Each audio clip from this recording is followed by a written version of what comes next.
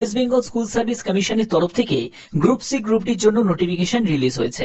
তোমরা সবাই দেখেছো যে নোটিফিকেশনে কি কি আপডেট, সেগুলো সবকিছু তোমাদের ক্লিয়ার করেছি। ক্লার্ক বা গ্রুপ ডির জন্য তোমাদের সিলেবাসটা কি থাকবে সেটা তোমরা জানতে পারবে আজকের এই ভিডিওর মাধ্যমে। তো চলো মূল পিডিএফ এ চলে যাচ্ছি। একদম অফিসিয়াল নোটিফিকেশনটা তোমাদের ওপেন করে নিয়েছি। দেখতে পাচ্ছ কলকাতা গেজেট, এই নোটিফিকেশনটাও কিন্তু ব্যাক টু ব্যাক রিলিজ করেছে। তো যেখানে দেখো তোমাদের এখানে তোমাদের লাইব্রেরিয়ান পোস্টটাও বলা আছে এবং তোমাদের গ্রুপ সি ক্লার্কের কথাও বলা আছে, আবার গ্রুপ ডির কথাও বলা হয়েছে যে তোমাদের কি কি এখানে কেমন ভাবে তোমাদের ওয়েটেজ গুলো দেওয়া হয়েছে মার্কসের। তো সেগুলো তোমরা জানতে পারবে। দেখো আমি একদম অফিসিয়ালি তোমাদের সম্পূর্ণ ডিটেলসটা তোমাদের কাছে তুলে ধরছি যাতে তোমাদের বুঝতে সুবিধা হয়। এখানে তোমাদের লাইব্রেরিয়ান পোস্টের জন্য কি যোগ্যতা প্রয়োজন সেগুলো তোমরা জানো। এবার দেখো তোমাদের আর একটা প্রশ্ন, সেটা হলো লাইব্রেরিয়ান পোস্টের কোনো ভ্যাকেন্সি কেন দিল না?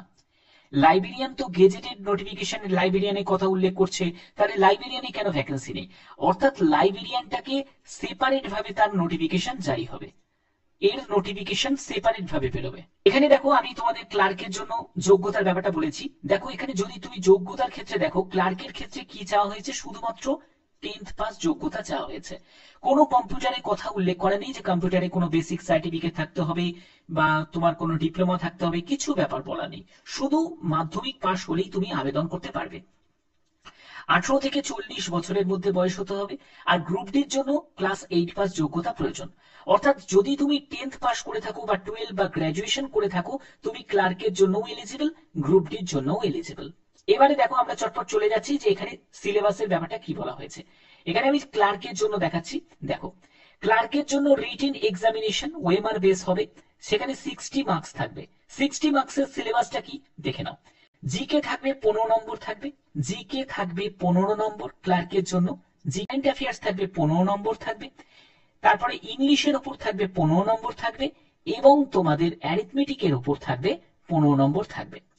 গ্রুপ ডির ক্ষেত্রে জানতে চাও, দেখো গ্রুপ ডির ক্ষেত্রে তোমাদের পুরনো মানে সিলেবাসে কি ছিল, সেখানে তোমাদের 15 নম্বরে জিকে ছিল, কারেন্ট অ্যাফেয়ার্স 15 নম্বরে এবং তোমাদের অ্যারিথমেটিক 15 নম্বরে।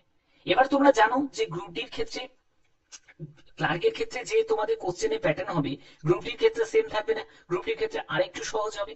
তো সেক্ষেত্রে এখানেও কিন্তু তোমাদের আমি বলবো বেসিক লেভেলটাই কিন্তু স্টাডি তোমরা করতে পারো। এবার তোমাদের অনেক প্রশ্ন থাকতে পারে লেভেলটা করে কিছু হবে। দেখো বেসিকই তোমাদের থাকবে কিন্তু কম্পিটিশন হাই হবে। ঠিক আছে, এই বেসিকের মধ্যেই অনেকে হয়তো গন্ডগোল করবে, অনেকে ভুল ভ্রান্তি করবে, তুমি দেখবে এটাই কিন্তু হয়। ঠিক আছে, প্রশ্ন কিন্তু টাফ হয় না। মেন হচ্ছে সেই সময় তুমি যখন এক্সাম দিতে যাবে সেই সময় হয়তো কেউ ভালো পারফর্ম করবে, কেউ হয়তো ভালো পারফর্ম করবে না। এবার এই ভিত্তিতেই কিন্তু একটা যে ভালো পারফর্ম করবে সেই চান্স পাবে। এবার এটাই কিন্তু মেন ব্যাপারটা যে বেসিক গুলোকে না করেই অনেকেই চলে যায় অ্যাডভান্স লেভেলে, না প্রচুর টাফ হবে, একদমই নয়। ঠিক আছে, অ্যারিথমেটিক, জিকে মানে কারেন্ট অ্যাফেয়ার্স আর জিকে এর ক্ষেত্রে কিন্তু একটা কিছু পরিবর্তন আসতে পারে। যেমন হচ্ছে ক্লার্কের ক্ষেত্রে তোমাদের যেহেতু 60 মার্কস, আগেও 60 মার্কস ছিল, এখনো 60 মার্কসই আছে, কিন্তু গ্রুপ ডির ক্ষেত্রে তোমাদের সিলেবাসে একটা পরিবর্তন তোমরা দেখতে পারো, যেটা হচ্ছে জিকের ক্ষেত্রে 15টা কোশ্চেন 15 নম্বর থাকবে, কারেন্ট অ্যাফেয়ার্স এর ক্ষেত্রে 10টা কোশ্চেন 10 নম্বর থাকবে, অ্যারিথমেটিকের ক্ষেত্রে 15টা কোশ্চেন 15 নম্বর থাকবে। ঠিক আছে, এটা কিন্তু তোমাদের মানে এই সিলেবাসটা গ্রুপ ডির ক্ষেত্রে হওয়ার সম্ভাবনা রয়েছে। মিডিয়াম গুলো কিন্তু অবশ্যই দেখে নেবে, ভুলভাল মিডিয়ামে কিন্তু অ্যাপ্লাই করা যাবে না। মানে তুমি ধরো বাংলা মিডিয়াম নিয়ে পড়াশোনা করেছো, এবার তুমি হিন্দি মিডিয়ামে তুমি অ্যাপ্লাই করে দিলে, সেটা কিন্তু চলবে না, সেটা তোমাকে দেখে নিতে হবে। আর বাংলা মিডিয়ামে ভ্যাকেন্সিটাও অনেক বেশি আছে। তোমাদের নোটিফিকেশন তোমরা দেখে নিয়েছো, তোমাদের ভ্যাকেন্সি ব্যাপারটাও তোমাদের ক্লিয়ার করা আছে। ক্লার্কের জন্য এত শূন্যপদ, গ্রুপ ডির জন্য এত শূন্যপদ। এবার এখানে তোমাদের আর একটা ব্যাপার আমি তোমাদের এই জায়গার মাধ্যমে আমি ক্লিয়ার করব, যেটা হলো যে এখানে ক্লার্কের জন্য রিটিন এক্সাম 60 মার্কসে হচ্ছে, academic qualification and similar experience যেখানে 15 নম্বর টোটাল থাকছে, যেখানে একাডেমিক স্কোর হচ্ছে 10 মার্কস থাকছে। এবার একাডেমিক স্কোর 10 মার্কসের মধ্যে কিভাবে হচ্ছে, কিভাবে ভাগ করছে দেখো। যারা মাধ্যমিকে ফার্স্ট ডিভিশনে পাশ করেছে তারা 10-এ 10 পাবে, মাধ্যমিকে যারা সেকেন্ড ডিভিশনে পাশ করেছে তারা 10-এ 8 পাবে, মাধ্যমিকে যারা থার্ড ডিভিশনে পাশ করেছে তারা 10-এ 6 পাবে। এটা হলো তোমাদের একাডেমিক স্কোর।